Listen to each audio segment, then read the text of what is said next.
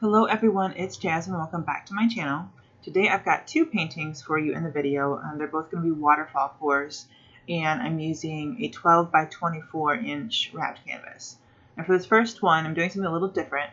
I got this idea from Julie over at Pour Your Heart Out. Her channel is linked below if you want to check her out. And she suggested using Floetrol by itself as a base. And I do not care for how it turned out, but you'll see that towards the end of the video.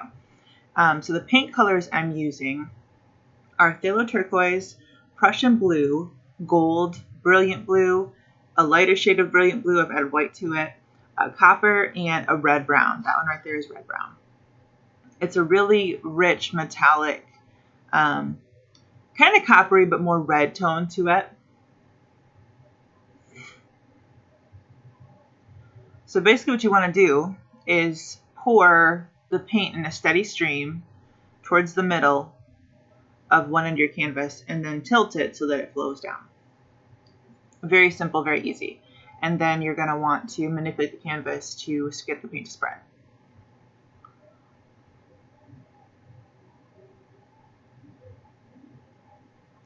And I also have some white in that cup as well.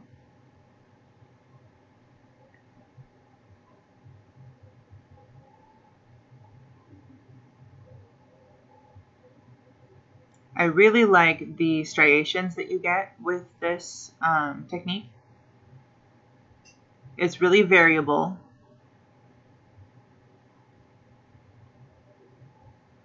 But it's also really pretty. It looks less like a geode like you would get with a flip cup or a simple pour across the canvas.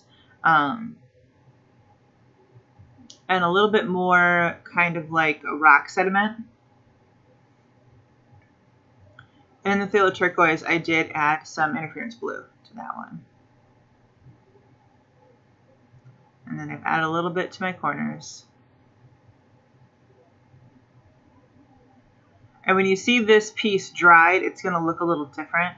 And that's because when I put it up to dry, it wasn't level. So I lost some of it. So it's still pretty, but it looks a little different from the final product. Or I guess the last frame of this painting itself. Towards the end, you'll see it dry and it's going to look a little different.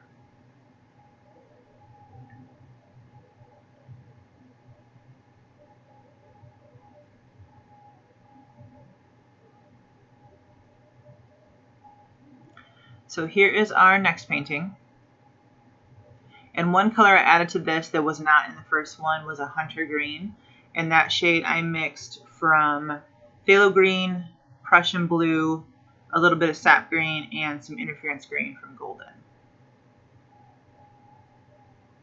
So this one has a lot more green in it than its companion.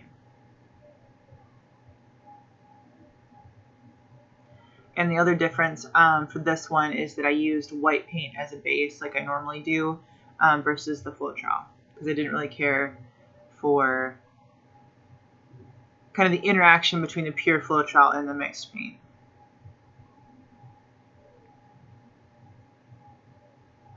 Just kind of moving that back and forth to get it to spread out and tilt and do its thing. I do really like the linear patterns that this technique gives you.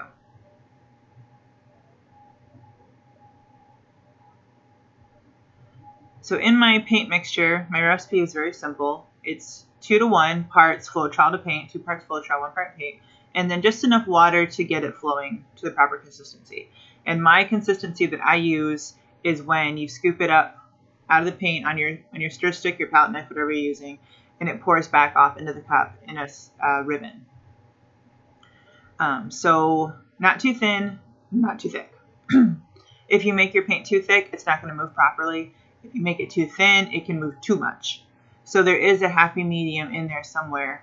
And to kind of figure out what that happy medium is for your preference, you're going to have to experiment a little and kind of figure out what you like.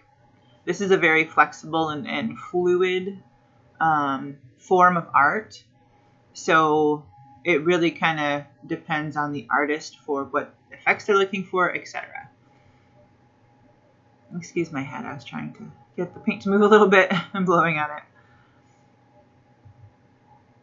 And I do always have white in a little squeezy bottle to kind of help cover corners or any white spots, any bare spots on my canvas.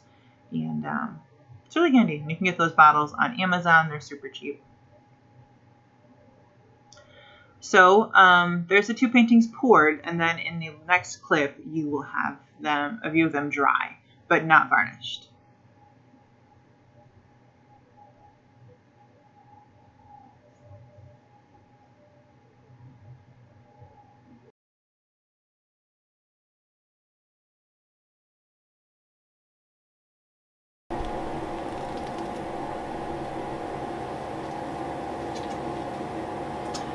Okay guys, I wanted to show you what the waterfall pours look like after they're dried.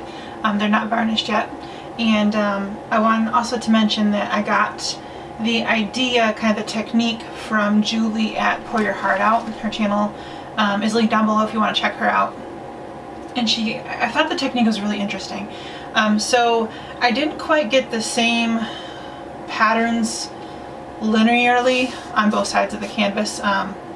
And I think she's just had more practice than I have, but she's really good at it. So I was like, that looks like really cool, fun, something different to try out. So I have these two. Now the difference between these two, these are the same colors in each cup. The difference is that this one, like Julie showed, she used Floetrol as a base to pour the paint on to help the paint flow a little better.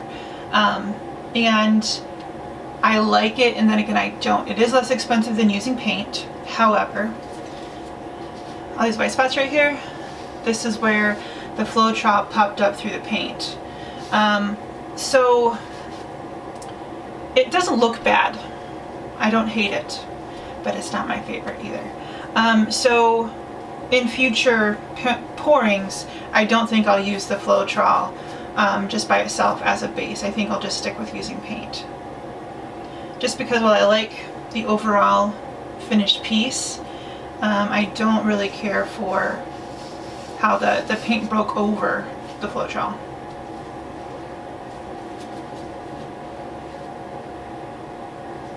And if this were white paint in here, I probably wouldn't like it any better. I just don't like the look of it, I guess. But I'm sure somebody out there will love it. So I haven't decided whether or not I'm going to pour over it. I still am kind of on the fence about it.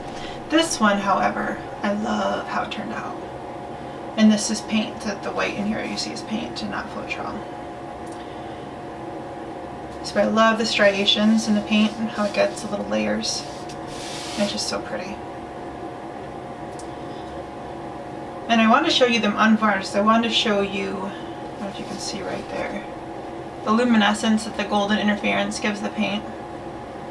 And I'll have all the paints and the colors I used listed in the description box if you're interested in which ones I use, so you can recreate this in your own studio if you're into that kind of thing. Some people just really like to watch the process, and that's really cool too.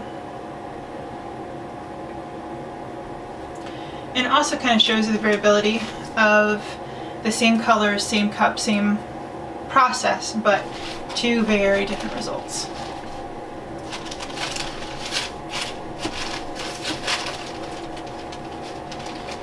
Oh, those look really cool together like that.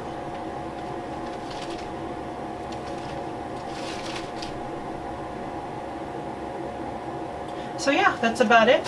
Thanks for joining me, and thanks for watching, commenting, giving me your time. I really appreciate it. And we'll catch you guys on the next one. Have a great day, guys. Bye-bye.